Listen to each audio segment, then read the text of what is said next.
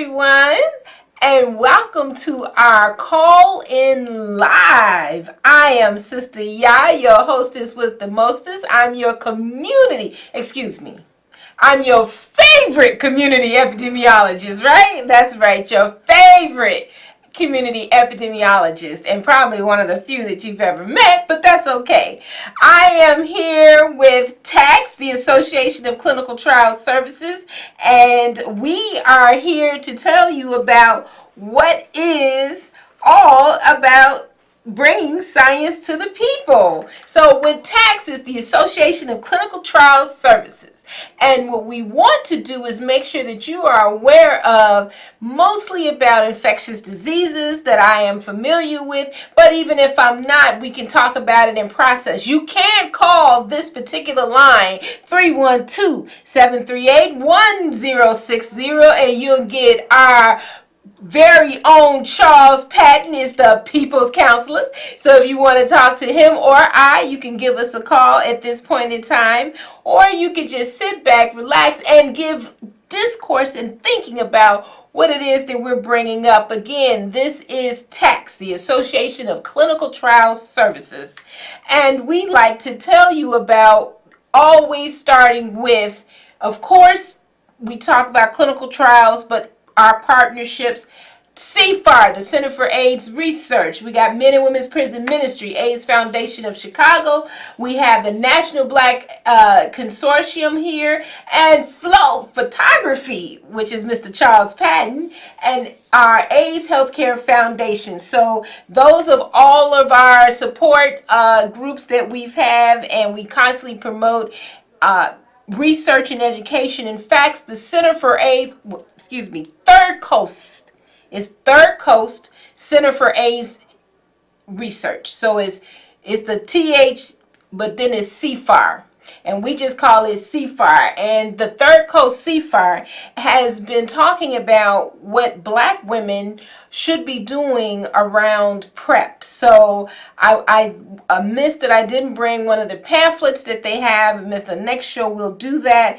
But if you want more information about CFAR, the Center for AIDS Research, and their work toward PrEP and African American women, you can give me a call at 312-961-6189. That's 312-961-6189. And we can have a very in-depth conversation around PrEP. In fact, one of my current events for today will be the FDA. Just today, the notice came out that the FDA approved Truvada for those of adolescents between the ages of 15 and 18. Now, that may not seem like such a big deal to you, but let me be clear, at this point in time, that had not happened. Truvada is a medication that is used for persons that are HIV positive, but is also used singly without triple use or triple diagnosis, is used singly for prevention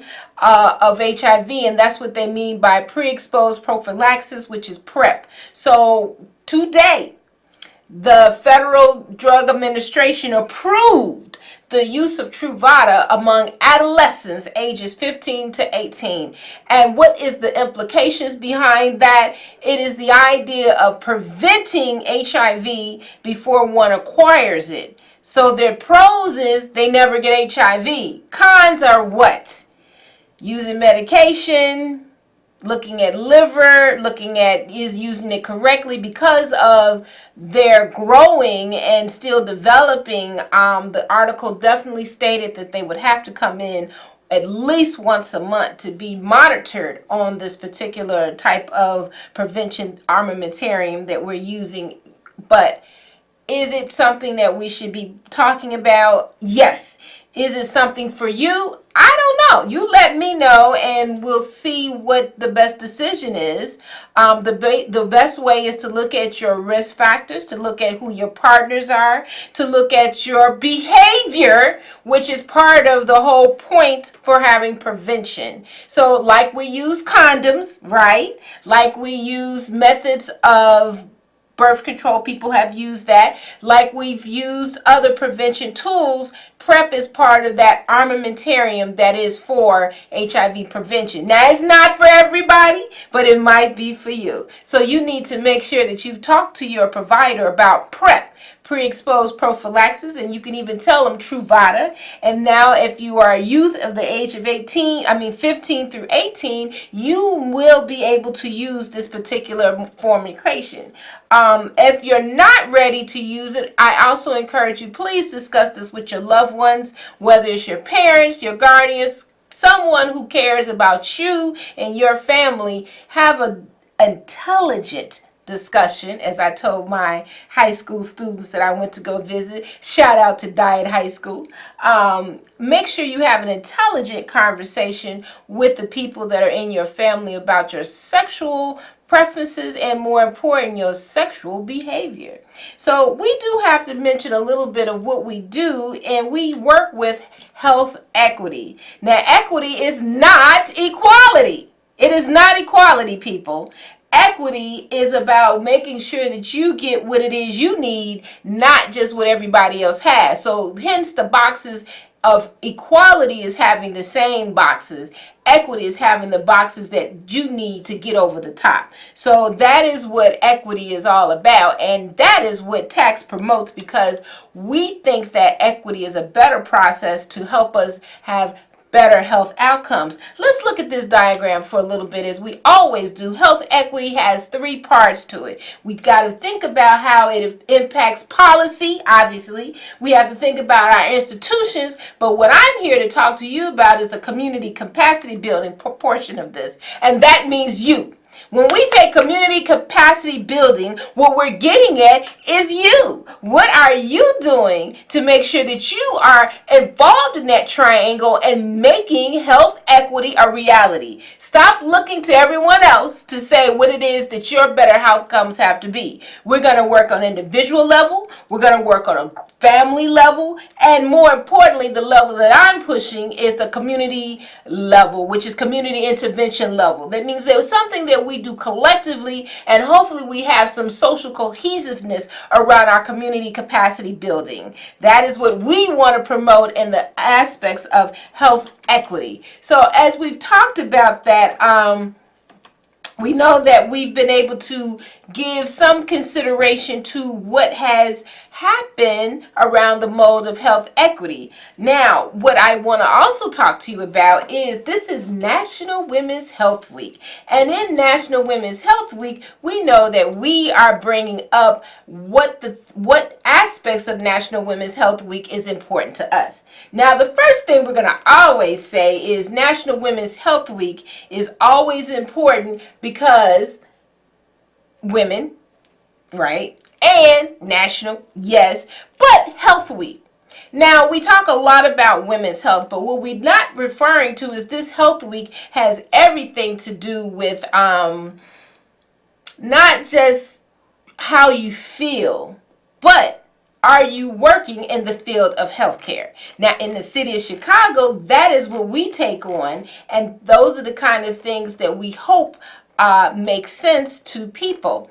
Now, I was looking for some of our information that we had on National Women's Health Week, but it appears as though my slides is not included in this particular one, and I do apologize for that because I did send them, so I thought, but as life would have it, it's not there. So we can just have that very open discussion about looking at Health Week from the point of view of a career. Now, you can have several types of careers in public health, but we think that part of your healthiness is to have a good networking. And this weekend, that's what we did, honey. We not only networked with other women in the field, we networked with women who were interested in this field.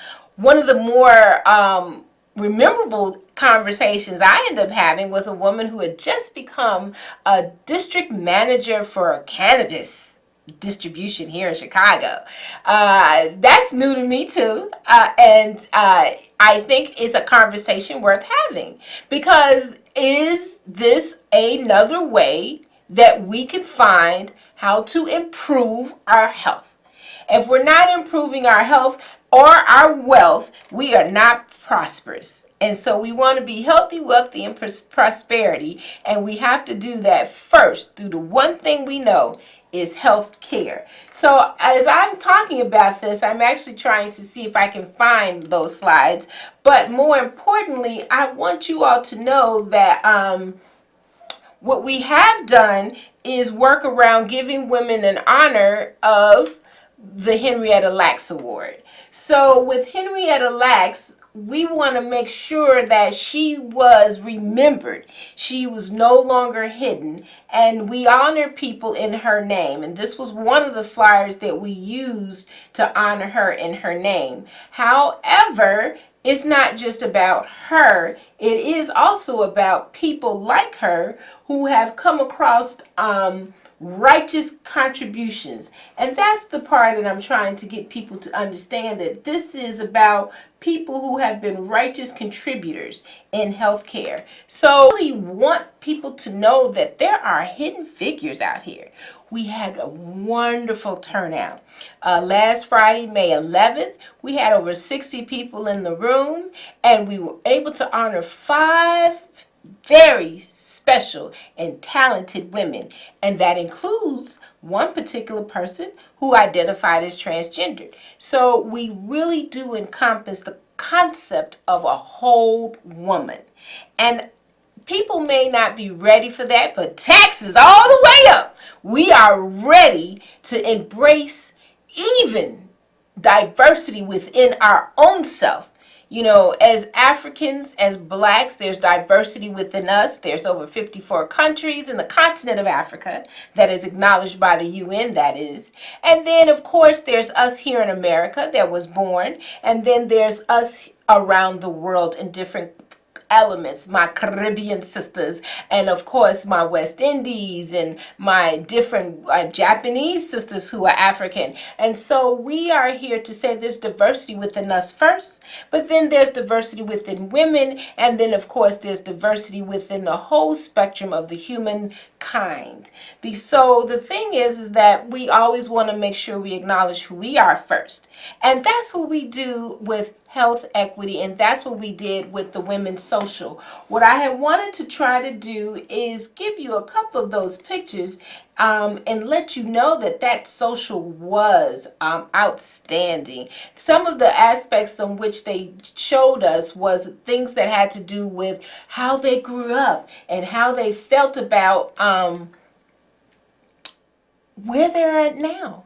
That was a very important aspect for them, is where they're at now, because it does talk about them being in a space and time that they had become a righteous contributor. So let's deal with that.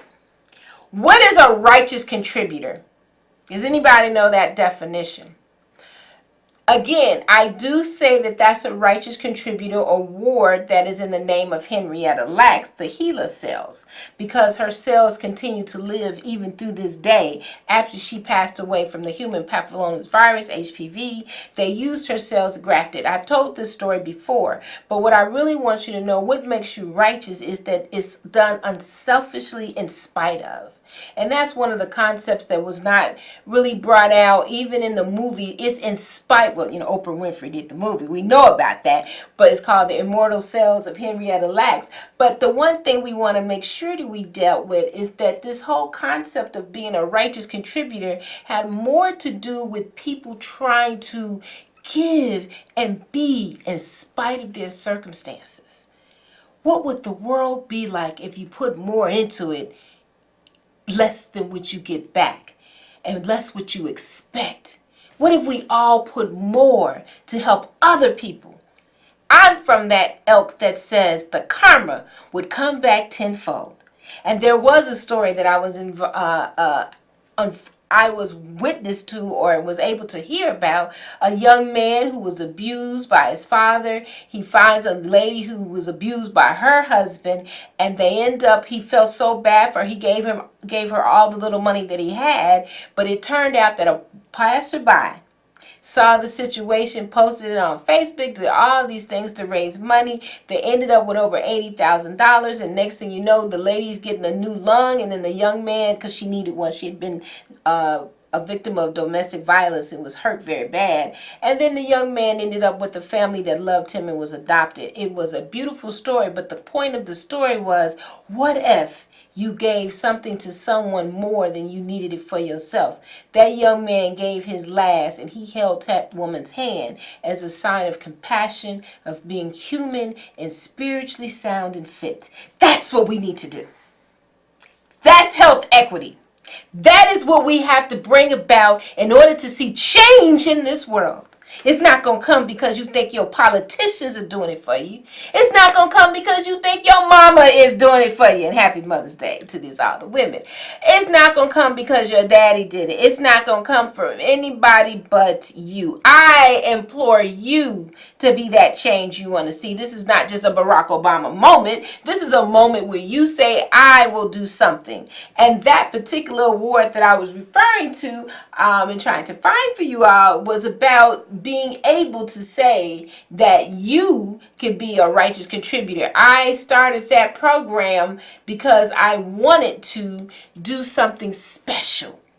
I wanted to make sure that women who were part of a bigger platform in healthcare could get their just due. And therefore, we started that program. I am not able to find it at this point in time, but this is some of the concepts around it. We weren't able to show you the pictures of the ladies this time around, but I will make sure that we find that next time when we look it up on Facebook, or either we have to get another place where we find it. But more importantly, I want you to know that this is something that we've been working on all year. It's our signature annual Women's Healthcare Networking event. And honey, we say your network is your net worth. Do you hear me? Your network is your net worth.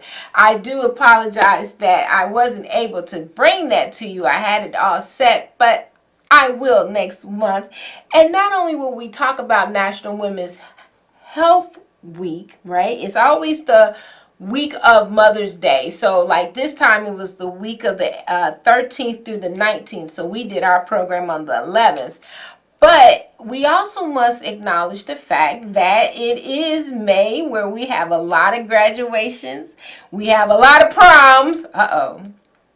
And we have many, many people who are traveling. And I want to focus a little bit in on the prom. I'm going to be working with Black Star Project on talking to young people about life after prom. And the reason being is because so often we are privy, or unfortunately we're told about these stories of young people who fall victims to different type of modalities or issues on prom night, and we just don't want that. So this month is a very busy month. This month is full of the women's social. We're going to talk to the young ladies and men about prom, and then there's another special treat. I'd like to invite you out.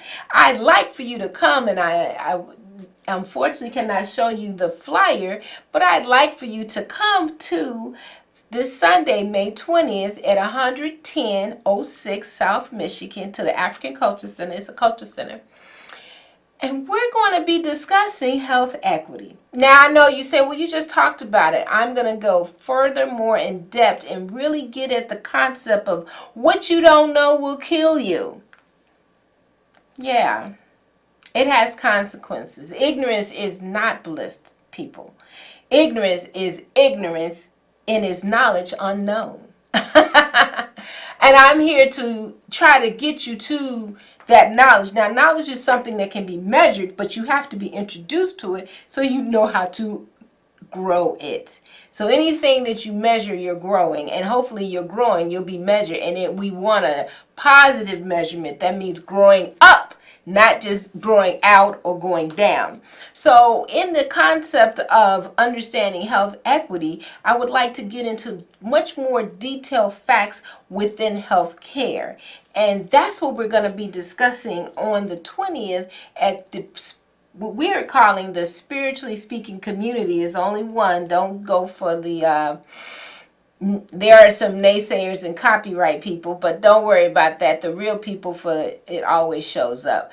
And what we're really trying to do is just encompass a safe safe space where we can dialogue, interact, and more importantly, get down to the root of, as we call it, the root causes of inequities, right?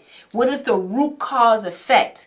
And that's what we're going to be doing on May 20th. We're going to get down to what is really at the crux of bothering or not allowing us to move forward. I'm sure you'll give one-word answers, but then once you do that, what is our solution? So this is not just a place that we're going to come and just be rehashing old problems. We're going to talk about new solutions. And I mean soul with the S-O-U-L, honey. And that means solutions that can help our people, our city states, our families, and of course, as I always stated, help yourself, because you are your own best keeper. Now, again, if you want more information on what it is Sister Yaa is doing, your favorite community epidemiologist, you can always call me directly at 312-961-6189. I prefer a text. If you are so inclined, you can always go to our website at www.taxforus@gmail.com. taxforus.org is the website. taxforus@gmail.com is the email. So you have opportunities to get involved with us. We want you to take that up. I want you to also meet our, we consider our people's counselor, who was sitting here waiting on you to call. If you have questions around substance use, if you have questions around Narcotics Anonymous or any of those types of modalities, you can give us a call as well, and we'll help you get referred and to the right people. And you know what we're also doing? We are also going to take up the banner of mental health. Excuse me, I retract that. The banner of mental illness getting to mental health. Mental illness getting to mental wellness. That is what we're trying to do. I am trying to watch the words that I use, because we're no longer going to use words or use concepts that are no longer applicable to us. We will no longer be using the terminology of mental health, because that's not what we're really referring to. We're referring to mental illness that needs to lead into mental wellness. Now, if you're ready for those types of conversations coming up, you give me a call at 312-961-6189. Send me that text, and then I will send you a flyer about this weekend's activities on the speaking of the health equity. And more importantly, I want you to know that TACTS is going to always bring you the science. The Association of Clinical Trial Services. Hopefully, as the time moves forward, we're going to have some more dynamic things and events coming up, and I hope to see you in the community real soon. I am Sister Yaa, your favorite community epidemiologist, looking out for you.